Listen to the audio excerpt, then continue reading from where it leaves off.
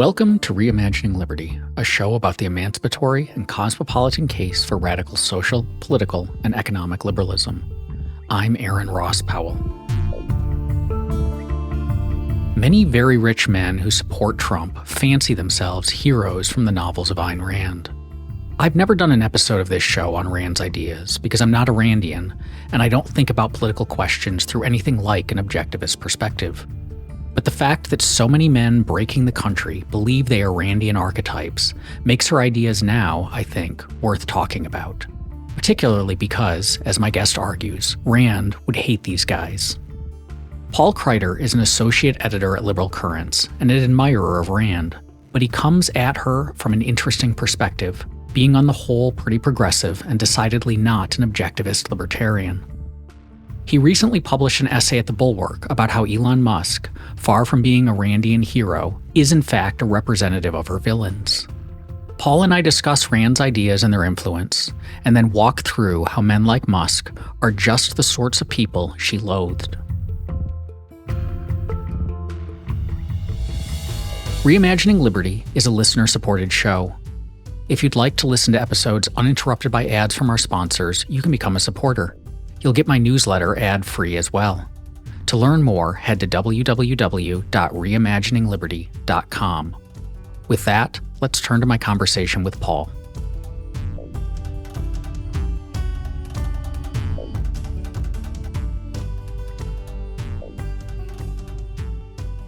Why are we talking about Rand at all? And why now? Well, because all sorts of people are talking about Rand. So our tech oligarch, overlords, they really love to think of themselves as heroes out of Ayn Rand novels. And it's not just them, right? They talk about it. They talk about how they've read her books. They mention her name. They'll mention things like, John Galt. But other people do as well. So people in like the community of Ayn Rand fans, they also often think about and talk about people like Elon Musk and Peter Thiel as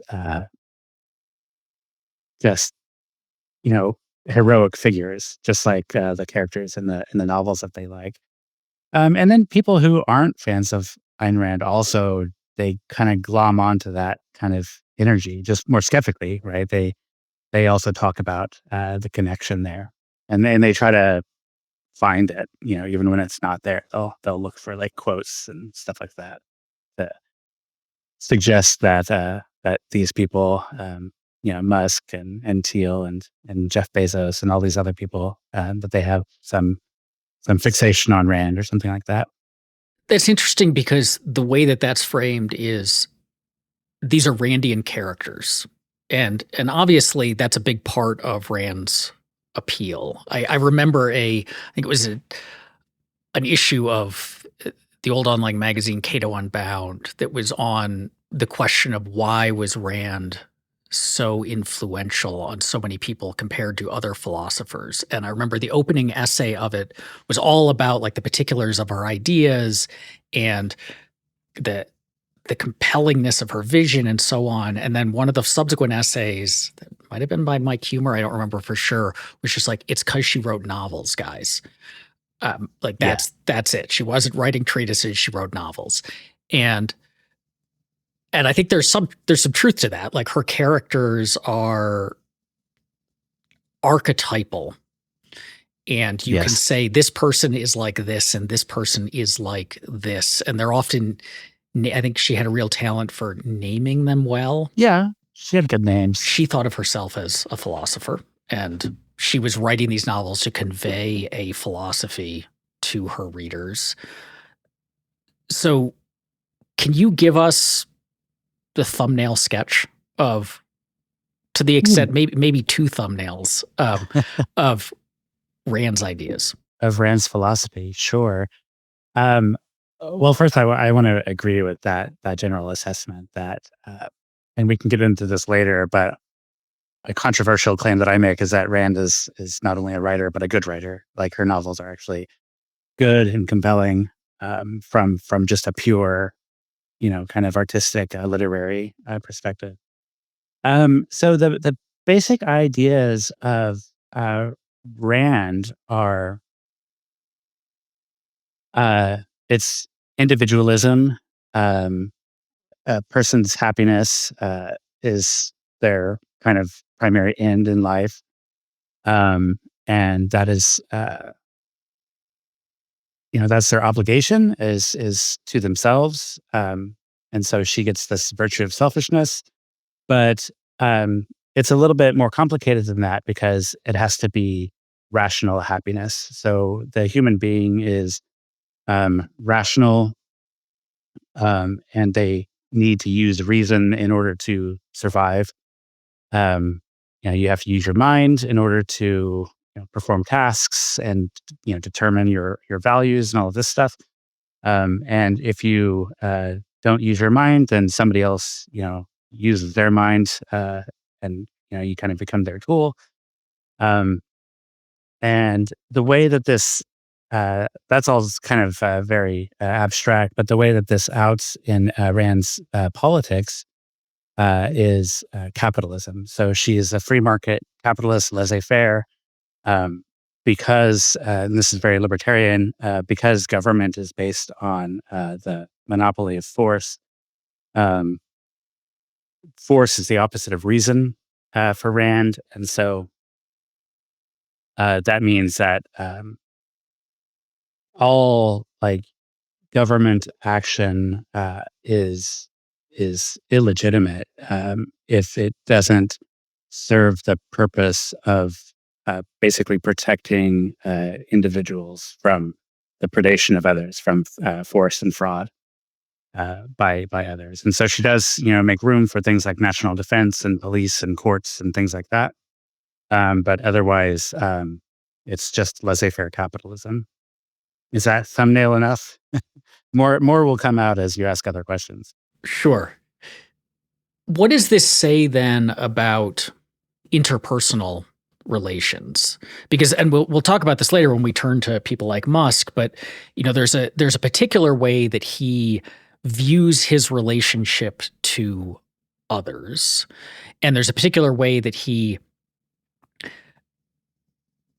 views kind of the primacy of his own happiness as it relates to the damage he's doing to others' happiness. And that's a you mentioned her virtue of selfishness, and that is for people who are come from more of the left and know something about Rand. That's the thing that they kind of latch on to often is essentially this is selfish in a I should get mine even if it screws you over sort of way. It's a fundamentally anti-social, kind of anti-equal dignity, equal respect sort of view. Is that a fair characterization? That's a terrible characterization of Rand. It's no good fan of Ayn Rand would agree with that. So that's if you're characterizing that, that's Elon Musk's idea of Rand, and maybe that's true.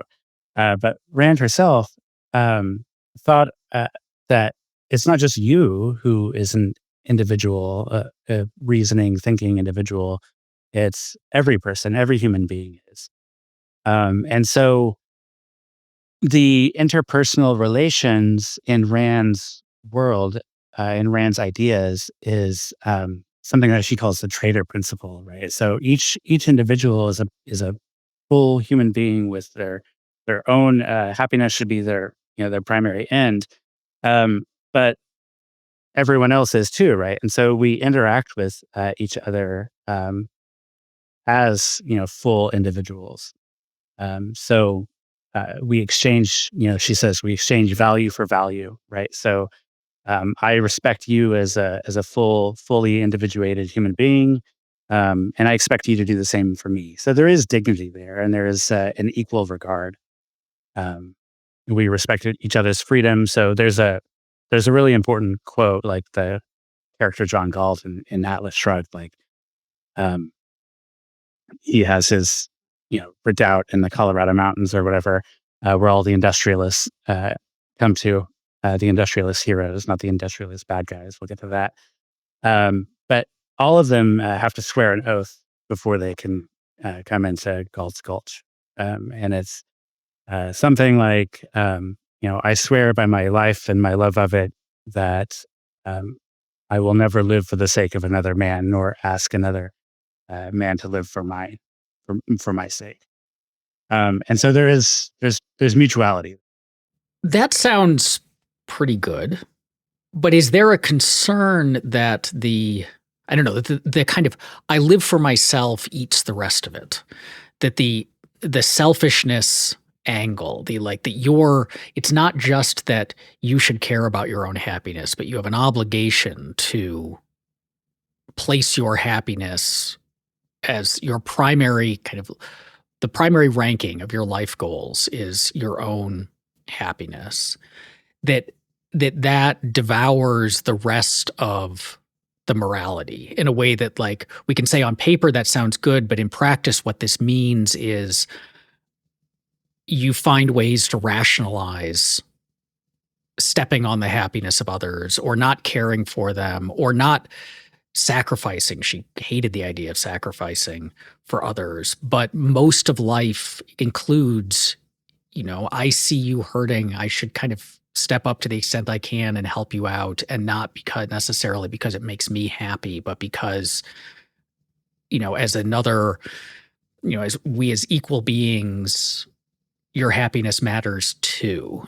And not just as a constituent part of mine. Like, it does seem like there's another way to put this is, it seems like a lot of Randians don't act in the way that you've just described Rand as. That's exactly right.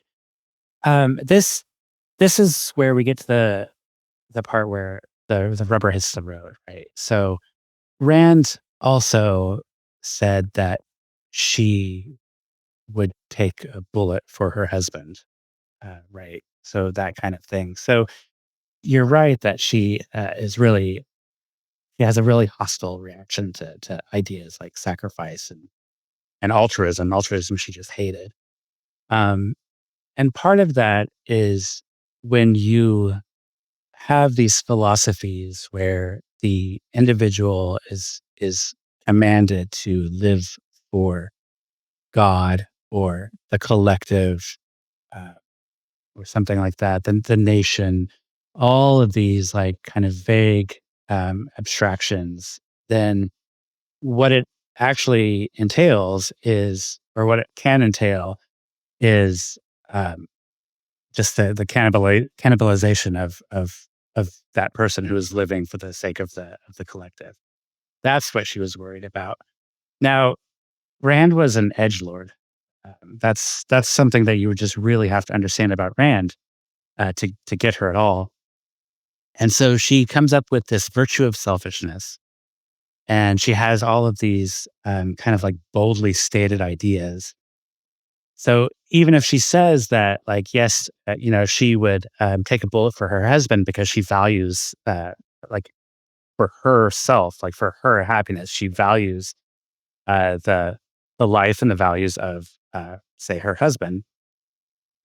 Um, that is, it makes sense, but you're right that people glom onto the selfishness, right? And so she has to come up with, like, when she wants to um, kind of justify ordinary moral things like benevolence, like, doing something nice for somebody, opening a door for somebody, right? Like sometimes she just like works herself into these pretzels, contorting herself to past the justifications in terms of selfishness and the virtue of selfishness and all this stuff. And this is a problem with her, and a problem with her philosophy. From my perspective, so just not as somebody who's explaining Rand, but from my perspective, um, our um, our concern for others is just it's a brute fact of human nature. So just like we have selfish tendencies, we also have other regarding tendencies, and that's something that Rand struggled with. So, parts of morality that are just like really easy to understand if you just acknowledge that, hey, we're social beings and sometimes we are really concerned about other people. Um, she has to go through a lot more hurdles and hoops to get there. I think, in fairness to Rand, this is a problem with a lot of what we might call like monist theories, social like moral theories in general, is that there is one principle that is the core of everything, is versus like a pluralistic theory where you're just like there's a lot of stuff going on. The lines between it are messy.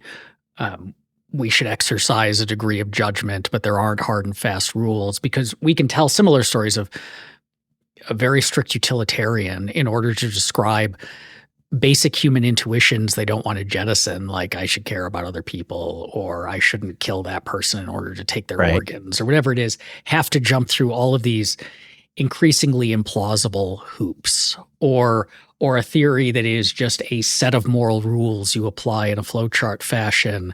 That flowchart has to just keep getting more and more complicated as you find edge cases that seem to complicate the rules, or where the rules lead to conclusions you don't like.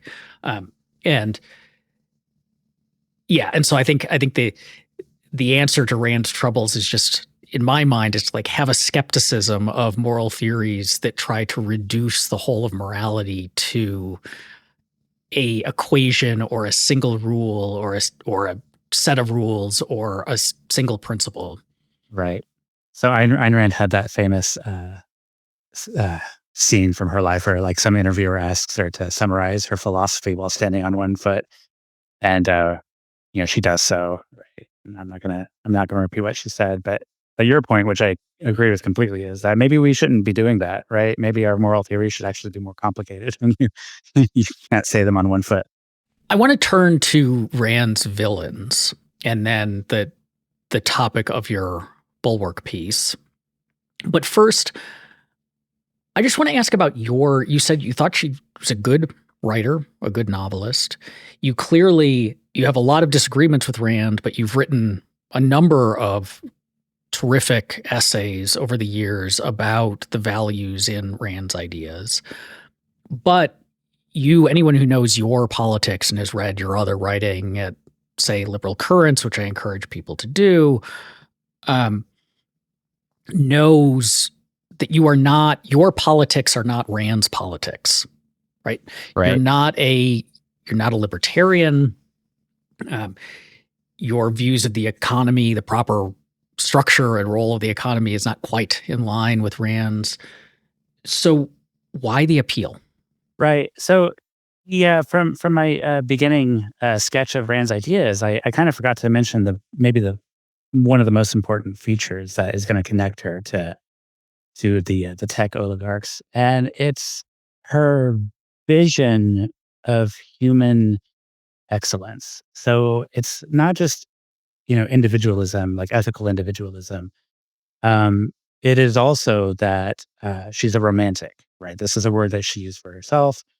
Um, and she believed that basically everything was possible, that humans can achieve greatness. Her vision for the future is just one of triumph for humanity. Um, there's something that connects Rand to like Star Trek fans, like just people who think about the future and they think it's going to be something like Star Trek. That is a very Randian impulse. Um, there's I forget where this came from, but I read that when asked about like the death of the sun, Rand said that she never worried about that because she thought that whenever something like that happens, like humans are just going to figure out a way out of it. We will have figured out space travel by then, interstellar travel. And of course, that brings us, to Musk. If you want to take that, um, so um, that is her appeal. I think maybe the main thing about her appeal is I share that. I think that I think that the future is a wide open place, and we can make of it we can make of it some really great things. I also like Star Trek. Star Trek is pretty anti-capitalist. Oh yeah, no, you're right. You're right. I do know a number of people who are hardcore objectivists and hardcore Star Trek fans. Although they tend to have very strong opinions about which Star Trek is the morally upright and proper one, and the original series versus the later ones that drift from that Randian core. Let's talk about our villains then. What is because this is another area where I think people who are not fans of hers, and I admit I have never finished a Rand novel. When I interviewed for the job fresh out of law school at the Cato Institute, someone there asked me if I had ever read Atlas Shrugged, and I said I haven't, but if you hire me, I will. And I was hired, and then I confess, Paul, I made a valiant attempt, but I got to the point where the main character is basically raped by another character, and the whole time she feels honored that he thought highly enough of her to do this. And I was like, this isn't my jam. Right. The sexual politics of Rand are interesting, and yes. But I think a lot of people who have not read her have a sense that the Randian villain is essentially the person who is not a titan of industry, the person who has not become rich, the person who is not the stereotypical capitalist, but it is instead a sneer. There's a sneering contempt for the poor and the people who couldn't figure out a way to make it in the free market. Is that true? Like, what does a Randian villain look like? Well, that is one Randian villain. One Randian villain from the Fountainhead is Ellsworth Toohey, who is like this newspaper critic, if I remember correctly. And he has that kind of attitude toward greatness, like human greatness. He's just opposed to the possibility of human greatness and things like that. But what you're alluding to is that a lot of Rand villains are actually rich. They are industrialists, and they're not all just the regulators and bureaucrats. So Rand has all of these villains. So the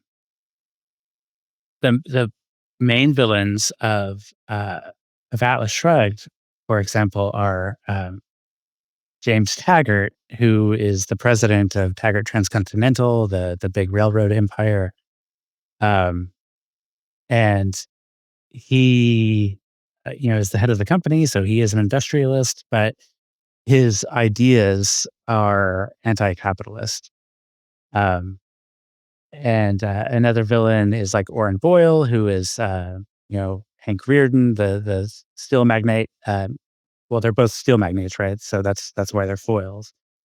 But he is the one who would rather, Orrin Boyle is the character who would rather use government pull and lobbying and things like this, and get favorable contracts and subsidies and all of this stuff, instead of just like doing the work and making the better product and being more efficient and all of this stuff. And that is Hank Reardon. Hank Reardon is the hard worker who built himself up from nothing to create like a steel empire. And then he's also, and this is important, he's also just a creative genius. So he invents, he spends 10 years, just doing metallurgy.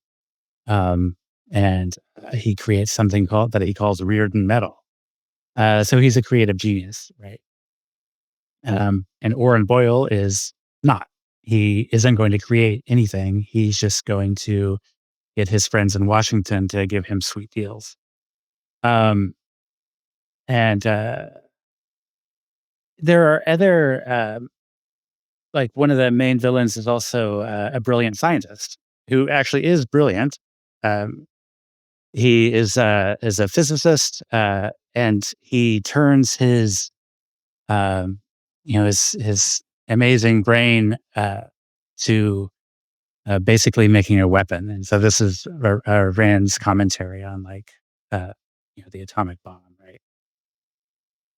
So those are the villains, people who are rich and powerful. And I think the idea is that you can get rich, you can become amazingly wealthy by doing the hard work, by having the right values, and that's how her heroes end up where they are. Um, but the villains end up where they are because they know the right people, and they're she calls them looters. So they're the looters and the moochers. So the looters get rich by literally just looting from the productive people. But the wealth ultimately has to come from the productive capacities of the heroic, the heroic and humankind. Well, with that perspective, then, if the people who hang out on Twitter are telling the truth about Elon Musk, he seems to fit the heroic mold, right? Like he's a very rich man who got very rich by inventing all this cool stuff like electric cars and rocket ships and satellite internet. He's made a ton of money selling those things, and in the stock market, he's creative in that he thought these things up when no one else had. Like electric cars weren't really much of a thing in terms of the marketplace until Tesla came along and created that market, as at least in its mass form. He cares about not just his own wealth, but keeps talking about how he cares about the future of humanity and he wants to save humanity. That all sounds pretty good from a Randian perspective. Right. The problem is, Tesla wouldn't exist if it weren't for government subsidies. So there's a problem right there, from Rand's perspective, not necessarily from mine. Um, but the other the other aspect of Musk though is that he so all of Rand's heroes have this uh, just completely infinite well of self esteem. So they exist for their own sake, and they think very highly of themselves. But there's a there, right? They have these like internal psychic resources that give them strength. If you think about Elon Musk, he is an attention whore, right? Like he has to be the center of attention. That's one reason why he bought Twitter. He wanted to be able to say anything that he wanted, whatever was on his mind, and force people to read it. He wants to uh, drive the entire news cycle so that eyeballs are always on him, and that is just completely alien to like a Randian hero. Rand's heroes are more like that Mad Men meme, where the main character is like in the elevator and somebody comes up to him and it's like, I feel bad for you. And he turns to him, well, I don't think about you at all. Right. That's the Randian hero. They don't care what other people think. Um, and they also don't care if they're rich. That's the other thing. Rand's heroes are created, like I mentioned, with Reardon and his metal. Um, Dagny Taggart is the brilliant, business mind behind Taggart Transcontinental that keeps the railroad alive, even as like the increasing government regulations and all this stuff, like sort of tear it asunder, and as her brother is trying to tear it apart. Um, but they like Rand's heroes all become poor because they throw away their industrial empires to make a political statement against against the collectivism of Washington. So going back to Musk, it's just hard to imagine Musk throwing away wealth, on principle. That's just not something that Musk would ever do. And his talk about caring about humanity and the future and all of this stuff, like, he what was it about the Wisconsin judicial race, like the fate of Western civilization depends on this race, like, and so that's why he's getting involved. All of this is just him thinking that he is the main character uh, of history. Like, that is a weird thing that no Randian hero would ever think. Yeah, as you were saying that, I was thinking there's a way that I think we can characterize, because I think the point you make that her characters are pursuing their creativity, they're not pursuing wealth. And the wealth comes from the fact that their creativity is valuable to others, or the outputs of their creativity are valuable to others, but it's not the goal. Is an important one for understanding, yeah, the difference between a Musk and a Randian hero. And as you were saying that, I was thinking about a Randian version of Portlandia. There's that song that the dream of the 90s is alive in Portland, and that the whole thing is that Portland is this place where weirdos can go, like kind of creative weirdos can go and pursue their own bliss, and they can have that shop that sells the everything with a bird on it, or they can be the barista and be like an artisan of cappuccino foam, and there's something very compatible about, like, none of those characters are rich, right? But Right. all of them are like pursuing their creativity, and I think what you're getting at is there's a high emphasis on what we might call like authenticity Right. in these characters, that they are true to themselves. And then part of the reason that capitalism is so appealing to Rand, partly it is because it's the absence in her mind of government intervention into the economy and a respect for people's ownership, property rights, and so on. But I think another part of it is capitalism is the system in kind of a Randian perspective that rewards that sort of creative authenticity. Right. Exactly. As opposed to punishing it. And the issue with someone like Musk is there's basically nothing authentic about the man. Like the cheating at video games thing is a good example of that. Like, for listeners who aren't aware, there's some video game, I don't know it. My understanding is it's similar to Diablo, where you have to grind and level up. And Musk was bragging about being one of the top players in the world about it. And internet video game sleuths, which there turned out to be a remarkable number of, figured out in what looks like a pretty compelling way that he was paying someone to level up his character. His character was like online and playing at times when he couldn't have been, and so on. Right.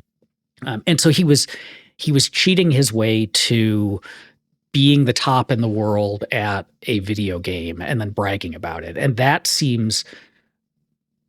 not this authenticity to one's creative self. It's a fraudulent thing. I think the point you make about wanting to be the center of attention is a real one, and ties into how much these guys just seem so fragile in a way that Rand's heroes are not. That Rand's heroes are authentic themselves and so don't really care what the rest of the world thinks about them.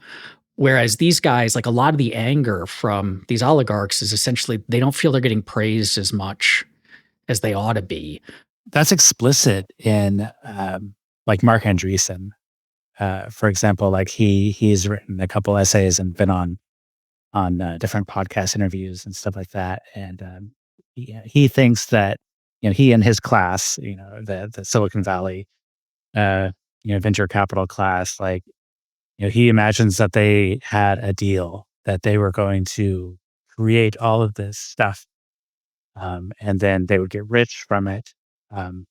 but the rest of humanity would benefit from their creations, and then the venture capitalists would give to philanthropy, and that was it. And the left, the woke, and all of these other villains, right, have reneged on that deal that Mark Andreessen imagines existed, and he's angry about it. Like, if you read his writing and like see him on these podcasts, that like the anger is palpable. And then like Peter Thiel is another example of this. You get that real sense of like just just anger from Peter Thiel as well. If you listen to him talk, like this hatred for uh, people, but especially of course the left. Another feature of Musk that I wanted to ask about in a Randian context, because I think this is another area where progressives may misunderstand her, is Elon Musk pals around with a lot of neo-Nazis, a lot of white supremacists, retweets them, shares their ideas and their conspiracy theories with a remark of interesting or concerning. He has repeatedly endorsed the Great Replacement conspiracy theory, which is that the Democrats are trying to import minorities from around the world as illegal immigrants in order to drive out conservatives and Republican voters and essentially kind of white culture. And this has been a pretty consistent thing of his for quite some time. Right. And you see similar versions of it with J.D. Vance and the people that he pals around with. Great Replacement shows up in a lot of the neo-reactionary writings that are heavily influential in these same circles. What would Rand think of that? Rand would hate it. So I want to preface this by saying that Rand wasn't like a great anti-racist thinker or anything like that. You can find all sorts of like little bits of racist ideas throughout Rand's writing, but kind of like the raw, overt kind of racism that you get with the Great Replacement theory and just white supremacy and Nazism.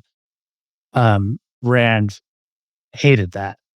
She had no patience for it. She described racism, which she understood as this overt kind, as I think the crudest form of, the lowest form of collectivism. And for racism as she understood it, like, it was the lowest form of collectivism. It was a great evil. She was explicitly, anti-Nazi, right? Like the Nazi regime was just horrible to her. So seeing this kind of behavior from Elon Musk, like if Rand saw Elon Musk do his Sieg Heil on the stage, then she would have recognized it. For one thing, she wouldn't have tried to pretend that it was something else. She would have recognized it, and she would have she would have hated Elon Musk, no matter what else Elon Musk did or stood for. She was sensitive about anti-Semitism, and it's because she has a Jewish background, and so she was able to recognize that maybe a little bit more than other kinds of racism. And she would speak out against it when she saw that happening. And so, like the Nazi regime was obviously explicitly and murderously anti-Semitic. So yeah, just absolutely no patience for any of that. Yeah, and just to speak a little bit more on it, all of these ideas, these like dark Enlightenment ideas that a lot of these people are flirting with, like Peter Thiel and Mark Andreessen as well. They're getting these ideas from like Curtis Yarvin, the neo-reactionary blogger. Uh, like this is Ayn Rand would have just thought that this is like anti-enlightenment, this is anti-reason. Um, all of this like neo-monarchical stuff. Like she she favored the American, way of government, and so she idolized the founding fathers. And from that perspective, she's like a small R Republican, and she would have hated all of these dark Enlightenment ideas. Then let me ask about contemporary Randians, because in the years since Trump's rise, I think we can fairly say Rand would not have been a fan of Donald Trump. Um, in part because of the way he ran his businesses, that much of his money seems to have come from basically defrauding people, backing out of contracts, stiffing suppliers, etc., which is not something that she would have been a fan of. And just his general character and demeanor are not, for reasons we've already discussed, are not Randian hero features. And yet,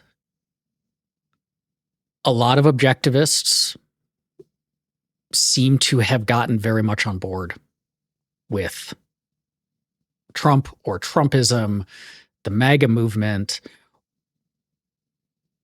And I guess, what's going on there? If everything you have just told me about Rand is correct, then why do we see Randians, people who would consider themselves Orthodox high church objectivists, why do we see, not all of them, I know Randians objectivists who despise this and are extremely principled people about this stuff and admirable in their outspokenness about it. But why do we see at least some of them, and prominent ones, finding ways to get on board with it? Yeah, Leonard Peikoff endorsed Trump in the 2024 election. So there's a deep reason for this, and it does go back to Rand.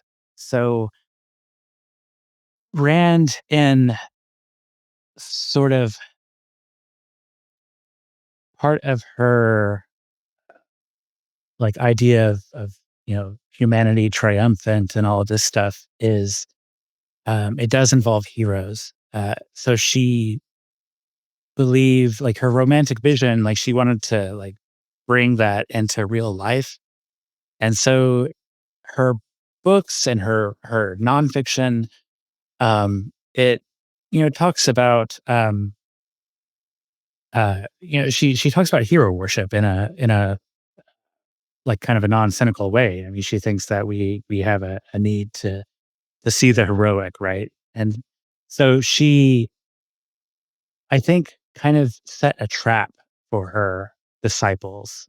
Of course, she wouldn't call them disciples, but she, in her worldview, makes her followers look for the heroic. And because she favored capitalism, and because her heroes were these industrialists, right? They were these titans of industry. Um, he kind of trained her followers to look for heroes of capitalism. So even though she had her villains that were part of deformed capitalism, she also thought that capitalism still existed and still thrived in America. Um, and so Rand's followers, they look for heroes in the uh, in kind of the commanding heights of the economy. They want to find these business leaders who are, you know, creating incredible things and kind of telling the government to shove it and that kind of thing. And when you look for that, you're gonna find it, right? Like you're just gonna find what you're looking for, right? You're going to, you know, see things from that perspective. You're going to create narratives, right, about this.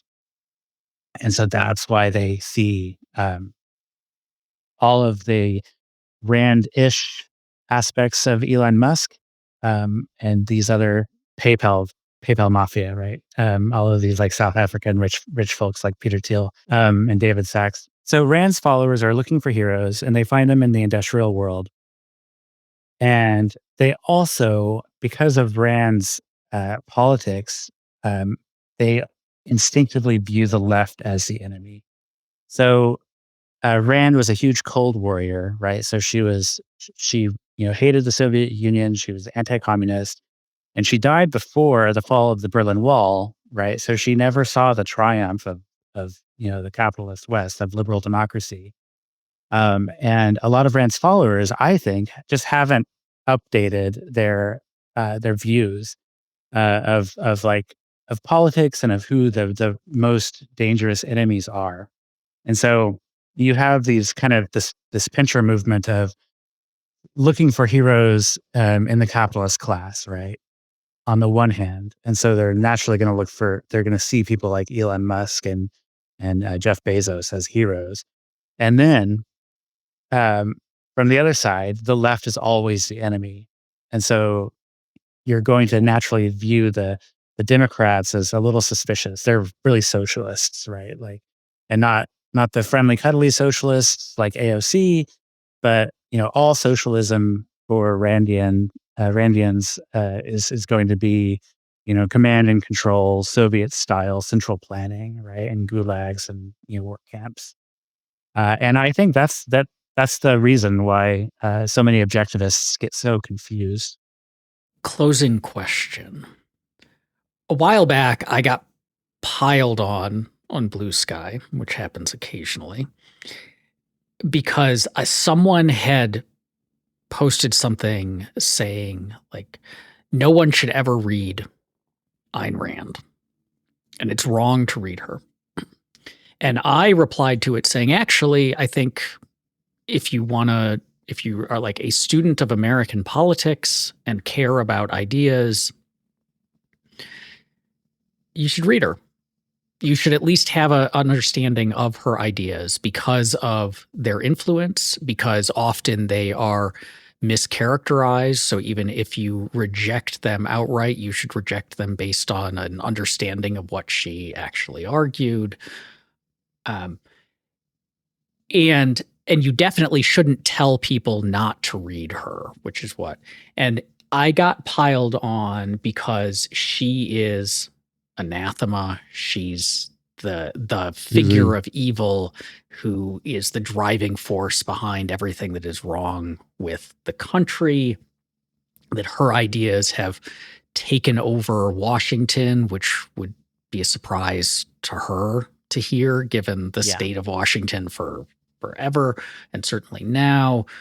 And there was a sense too, there was some people were explicit about this, that the trouble with Rand is that she's persuasive to a lot of people. And so you run the risk that that person who reads her might be persuaded to the ideas that are then evil for all of the reasons I just listed. Yeah.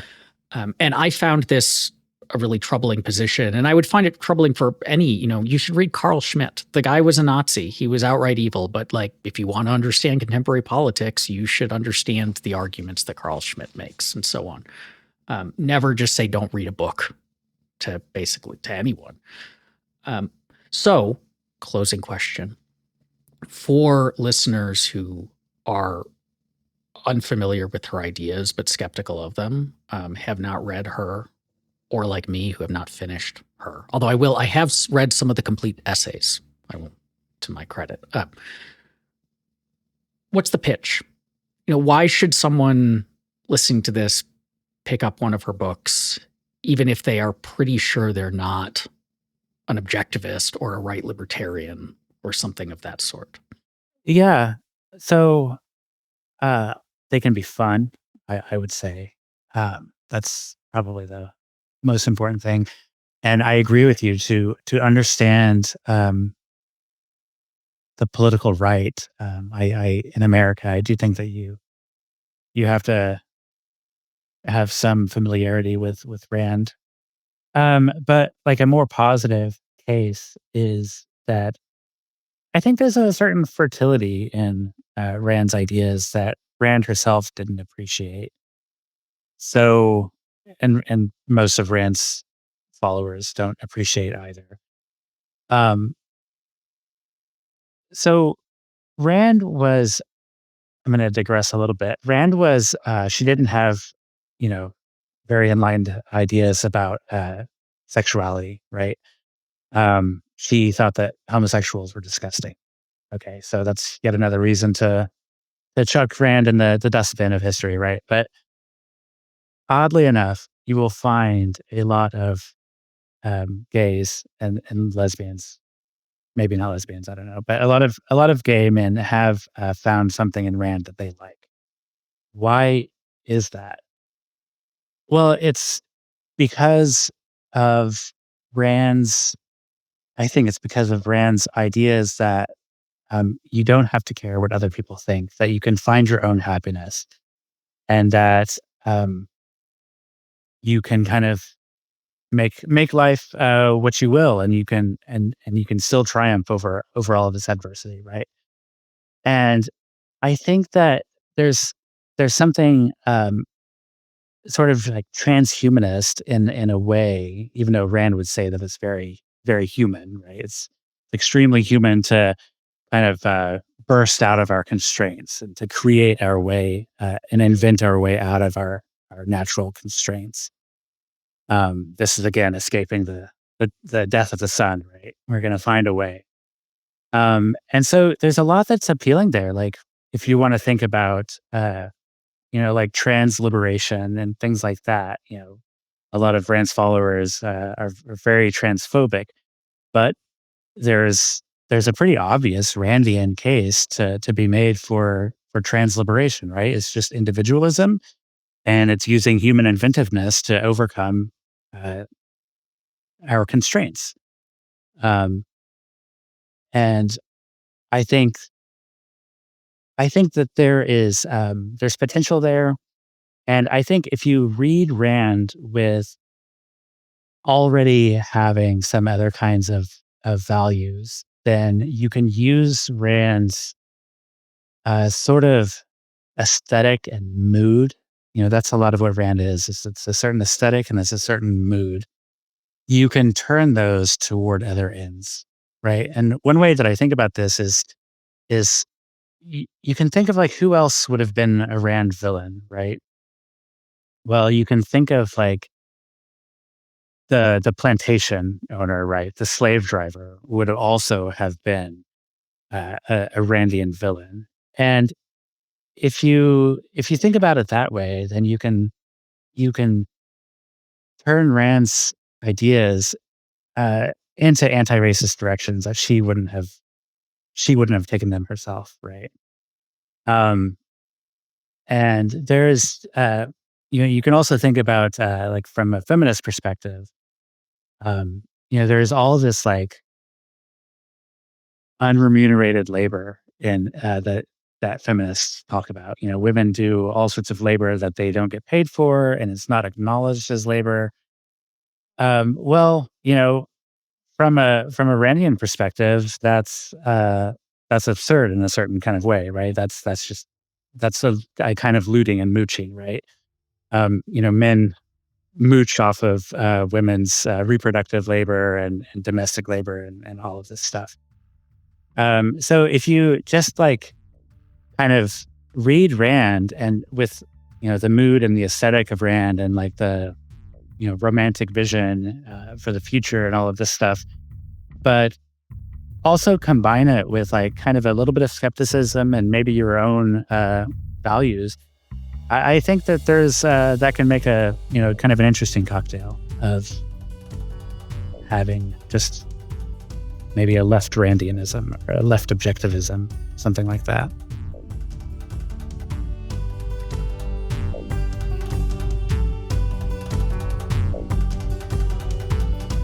I hope you enjoyed today's episode of Reimagining Liberty. If you'd like to listen to future episodes free of ads and sponsorships, you can become a supporter for just a few dollars a month. Head to www.aaronrosspowell.com to learn more.